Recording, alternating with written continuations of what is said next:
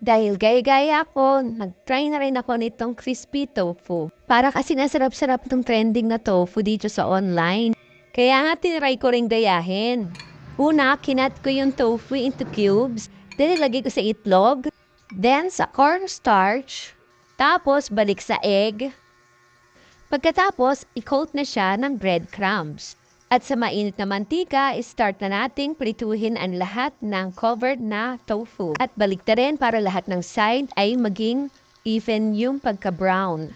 Gumawa na rin pala ako ng sauce, may ketchup, may mayonnaise, then nag-add ako ng sesame seeds, salt and pepper, konting garlic, then mekus-mekus, hanggang sa maging even yung kanyang kulay at lasa. Talagang iba yung pagkaka-prepare ko nito, no? Kasi hindi naman ako sure kung ano yung mga ingredients na ginamit doon sa recipe na napanood ko. So, yung recipe ko ay kung ano lang yung nakita ko dito sa aming kusina, yan ang ginamit ko. At ayun nga mga mare, nilagay ko lang dun sa top ng tofu, yung sauce, at saka naglagay ako ng cheese. Ito na nga, hatulan natin kung anong lasa ng ating ginawang crispy tofu. So, okay naman, lasa siyang tokwa.